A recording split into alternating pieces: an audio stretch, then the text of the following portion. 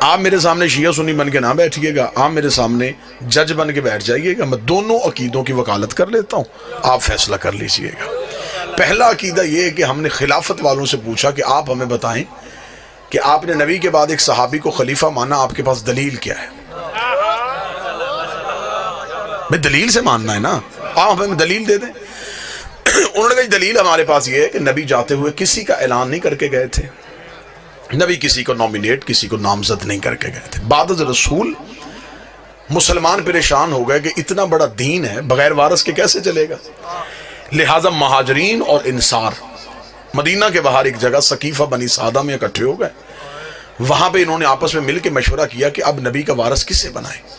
مہاجرین کہتے تھے کہ نبی کا وارث ہم میں سے ہوگا، کیونکہ ہم نے نبی کے ساتھ ہجرت کی، ہم نے قربانیاں دی ہیں، ہم نے گھر بار چھوڑے۔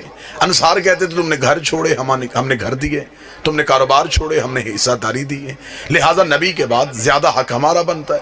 مہاجر چاہتے تھے وارث ہم میں ہو، انصار چاہتے تھے وارث ہم میں ہو۔ جو لفظ میں کہہ رہا ہوں یہ کسی مسجد کے مولوی کی بات نہیں میں کر رہا، ابن خلدون سے لے کے شبلی نعمانی اور شبلی نعمانی سے لے کے ابن ابی الحدید تک جہاں تک جاؤ گے دلیل یہیں پہ ملے گی۔ وہ کہتے جی ہوا پھر یہ کہ مہاجرین اور انصار دستوں گریبان ہو رہے تھے، اس سے پہلے کہ جھگڑا زیادہ ہو جاتا ایک صحابی اٹھے، انہوں نے دوسرے بزرگ صحابی کا ہاتھ پکڑا، ہاتھ پکڑ کے بلند کیا، بلند کر کے کہ نبی کے بعد یہ بزرگ بھی ہے، معتبر بھی ہے، رشتہ داری بھی نبی سے ہے، لہٰذا میں بھی ان کی بیعت کرتا ہوں، آپ بھی ان کی بیعت کر لیں۔ بس اس صحابی کی اس دلیل پہ مسلمانوں نے ان کے ہاتھ پہ بیعت کر لی اور یہ بن گیا سلسلہ خلافت، یوں بن گیا نبی کا پہلا خلیفہ۔ ٹھیک ہو گیا۔ اب ہم چلے گئے امامت والوں کے پاس، ہم نے کہا جی آپ ہمیں بتائیں آپ نے نبی کے بعد علی کو مانا، دلیل کیا ہے؟ وہ کہتے دلیل یہ ہے کہ نبی کی زندگی میں رسول نے آخری حج پڑھا، 1.25 لاکھ صحابیوں کے مجمع میں نبی نے پلانوں کا ممبر بنایا، ممبر بنا کے نبی نے علی کا ہاتھ پکڑ کے صحابہ کے سامنے بلند کیا اور بلند کر کے علی کی مولائیت کا اعلان کر دیا، لہٰذا ہم نے وہیں سے سلسلہ امامت کو لے لیا ہے۔ جھگڑا ختم ہو سکتا ہے اگر ذہن سے شیعہ سنی کی ضد نکال دی جائے۔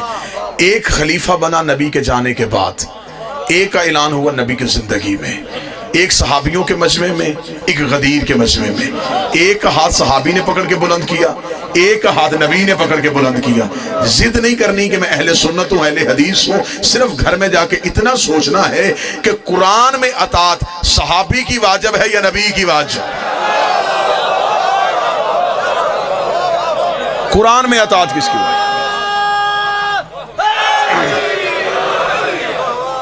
قرآن میں کس کی اطاعت واجب؟ اگر تو قرآن میں اطاعت ہے نبی کی واجب، تو پھر جس کا ہاتھ نبی نے بلند کیا